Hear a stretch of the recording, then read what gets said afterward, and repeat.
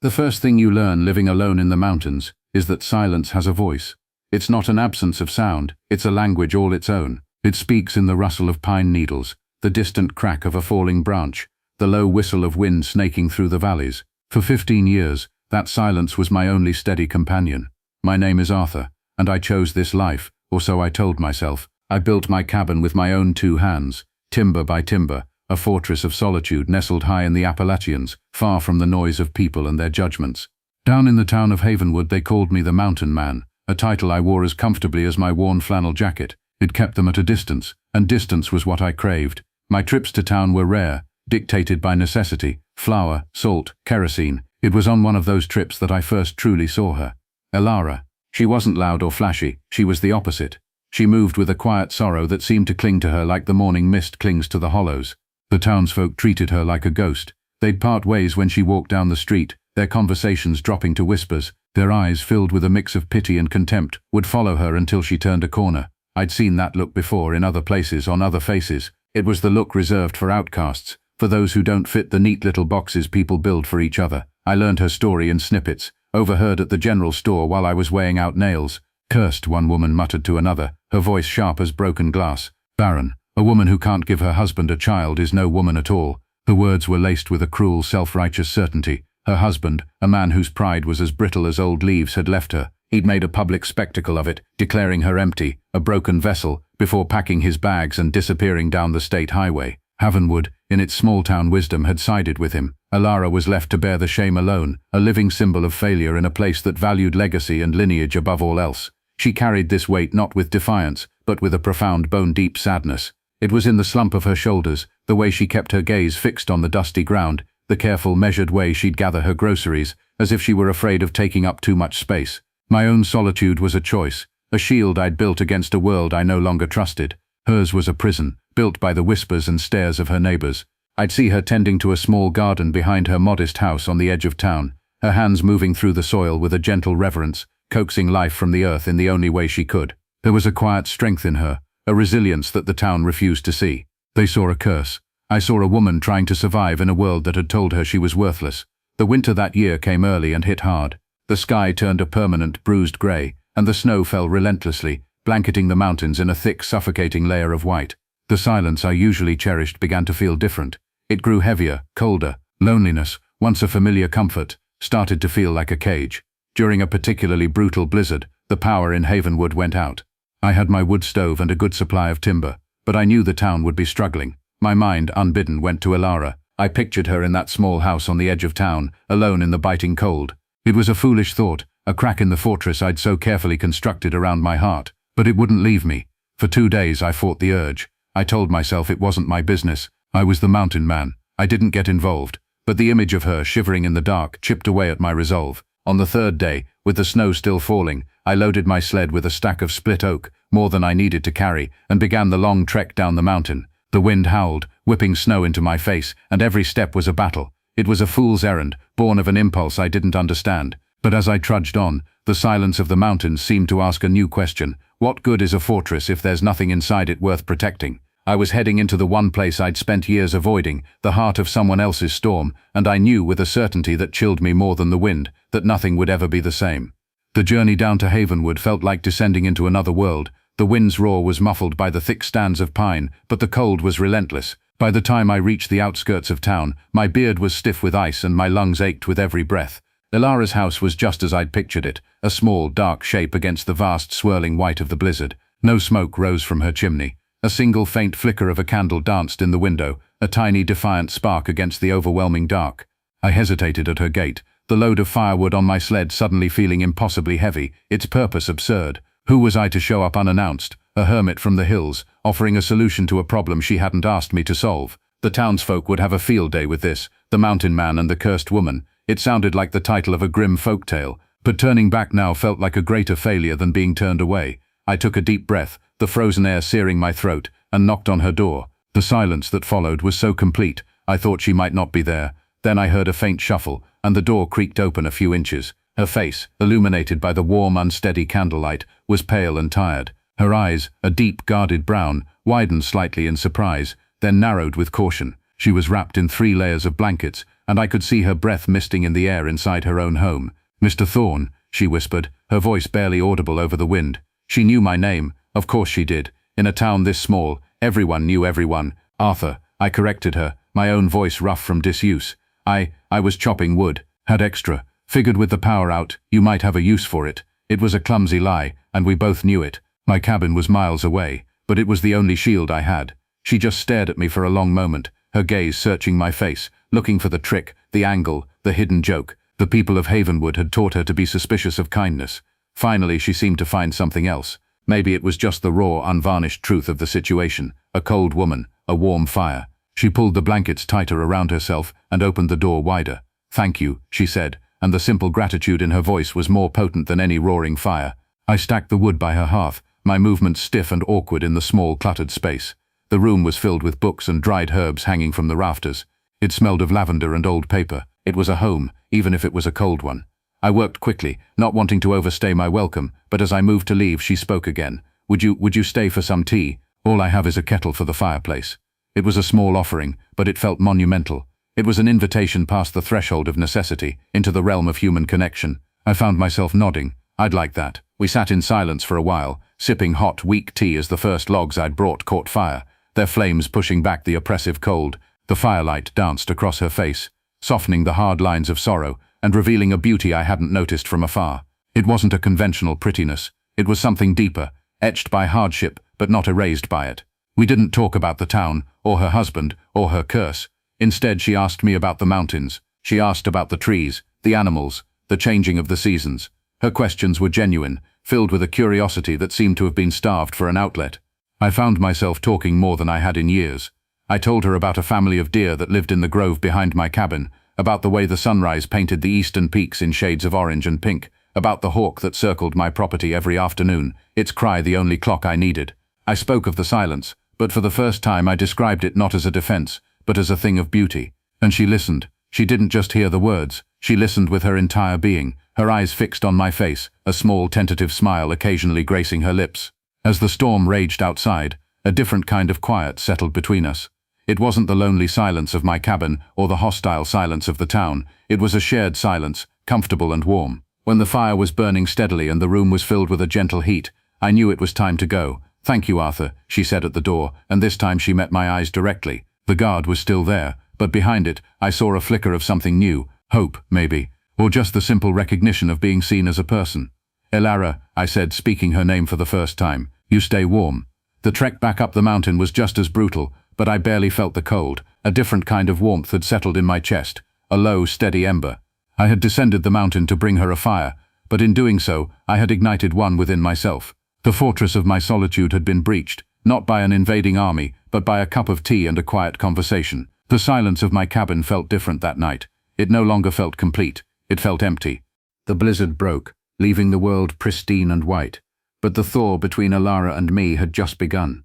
I found myself making excuses to go to town more often. A new axe handle, a specific type of coffee, a book I'd supposedly been meaning to read for years. Each trip ended the same way, a knock on her door, a shared cup of tea, and conversations that slowly, carefully began to fill the empty spaces in our lives. We learned the landscapes of each other's pasts. I told her about the life I'd left behind in the city, the noise and the crowds that had suffocated me, the personal loss that had driven me to seek solace in the silence of the mountains. She, in turn, spoke of her childhood in Havenwood, of her love for the land, and of the dream she'd once had of a house full of laughter and running feet. She spoke of her infertility not as a curse, but as a deep, aching grief, a hollow space that her husband's cruelty had packed with shame. The town watched, of course.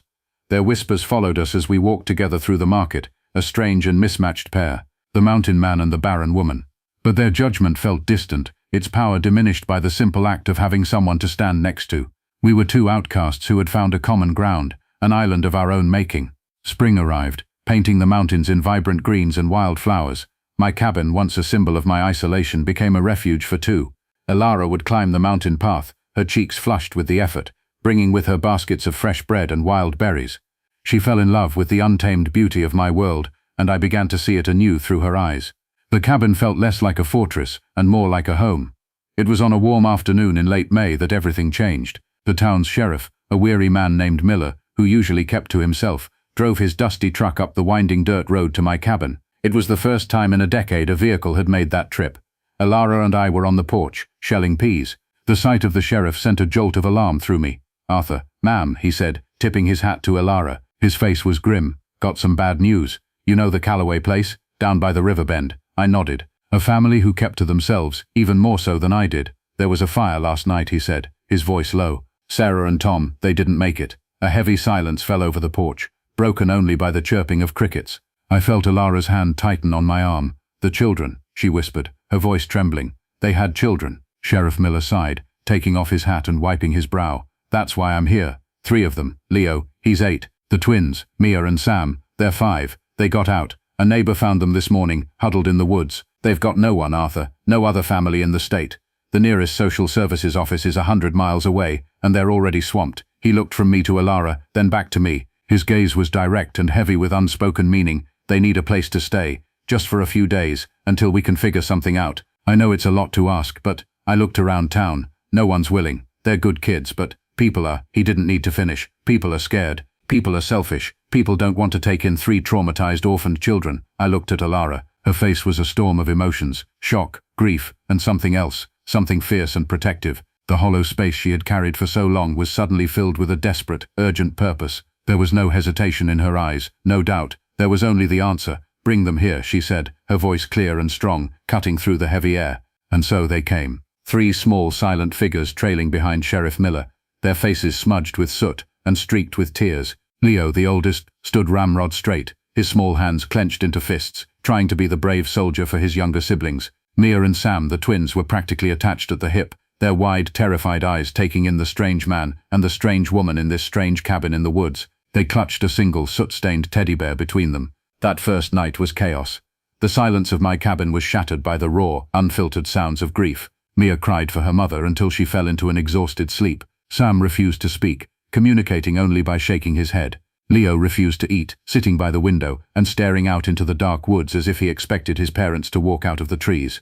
Elara was magnificent. She moved among them with a gentle, unwavering calm. She didn't push or pry. She sat with Mia, humming a soft, wordless lullaby. She placed a plate of food near Leo without a word, leaving it for him to find when he was ready. She found a picture book and sat on the floor, showing the images to Sam, her voice a low, soothing murmur. She wasn't trying to replace their mother. She was simply trying to be a safe harbor in the middle of their hurricane. I watched, feeling like a clumsy giant in my own home. I, who knew the language of silence and solitude, was utterly lost in this new world of scraped knees, nightmares, and whispered fears. I built up the fire. I made sure there was hot water. I handled the practical things. But it was Elara who was building a home around these broken little hearts. The woman they called cursed and barren was tending to these children with a natural, fierce maternal instinct that left me in awe. In the heart of the mountains, under my own roof, a family was being forged in the crucible of loss, and my life of quiet solitude was over forever.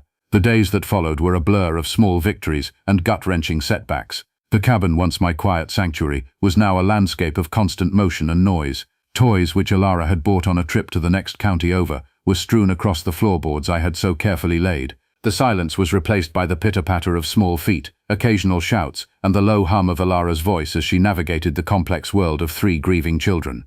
Leo remained the most distant. He was a boy forced into manhood too soon, a sentry guarding the memory of his parents. He'd spend hours exploring the woods around the cabin, his movements silent and watchful. He'd test my knowledge, asking me the names of trees and birds, his questions sharp and direct. It wasn't conversation, it was an interrogation. He was trying to figure out if I was strong enough, if this place I'd built was safe enough. I didn't push him. I just answered his questions honestly, showed him how to track a deer, how to find dry kindling after a rain. I gave him space, and slowly he began to see me not as a replacement for his father, but as something else, an ally. The twins were Elara's shadow. They followed her everywhere, from the garden to the creek. Sam started speaking again, his first word a whispered Elara, when he woke from a nightmare. Mia, who had been so consumed by tears, began to smile. It started as a small twitch of her lips when Elara managed to fix the arm on her teddy bear, but soon it grew into a real, genuine smile that lit up her whole face. Elara taught them how to plant seeds in the garden, telling them that even after the coldest winter, new life could always grow. She was talking about more than just plants, and I think even at 5 years old they understood.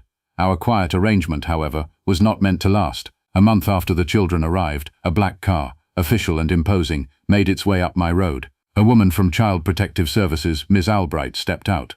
She was polished and professional, her city clothes looking starkly out of place against the rugged backdrop of the mountains. Her face was a mask of polite skepticism. She was here to assess the situation, to decide the fate of Leo, Mia, and Sam.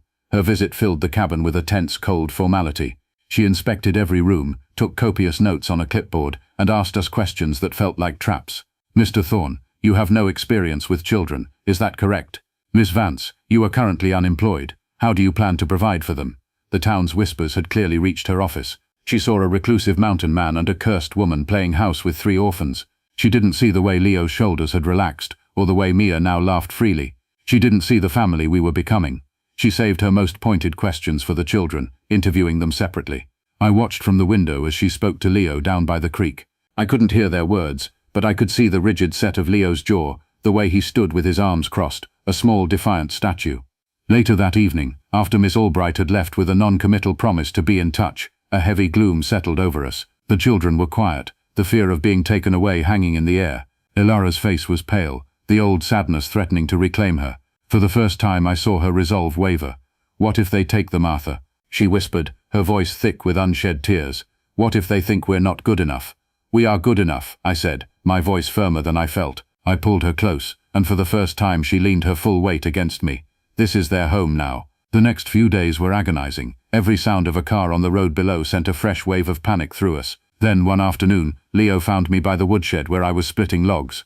"Miss Albright asked me if I was scared of you," he said, not looking at me. I stopped, my axe resting on the chopping block. "What did you tell her?" I asked, my heart pounding. He finally looked up, his gaze steady and clear. "I told her no. I told her you taught me how to find the North Star. I told her Dad would have liked that. And I told her that Elara sings to Mia when she has bad dreams. I told her this is our home." He paused, then added, "I told her that families don't have to be perfect. They just have to be there." Tears pricked my eyes, and I turned away, pretending to inspect the edge of my axe. A boy of 8, who had lost everything, had just articulated the one truth that had taken me a lifetime to learn. A week later, Sheriff Miller's truck rumbled up the road again, but this time, he was smiling. He handed me an official-looking envelope. Inside was a letter from Ms. Albright's office. It was full of legal jargon, but the message was clear. Pending a formal hearing, which was now a formality, we were being granted temporary custody. The report noted that despite the unconventional circumstances, the children were thriving in a stable and loving environment. Ms. Albright had mentioned that the boys' testimony had been particularly compelling. That night, for the first time, we felt like a real family, not a temporary arrangement, but something solid, something permanent. We sat on the porch, the 5 of us, and watched the stars appear in the vast dark sky. Mia and Sam were sleepy, their heads resting on Elara's lap. Leo sat next to me, pointing out the constellations I had taught him. I looked at Elara, her face illuminated by the soft glow of the lantern, her expression one of pure, unadulterated peace. The woman the world had called empty was the fullest person I had ever known. She had taken 3 broken children and a broken man, and with nothing but love and patience had made us whole. The silence of the mountains was still there, but it was no longer my only companion. It was now the backdrop to the quiet laughter of children, the soft murmur of a lullaby, the steady, reassuring beat of the 5 hearts that now called this cabin home. I was no longer just the mountain man. I was Arthur, a partner, a father, and my life, once a fortress of solitude, had finally found what it was protecting,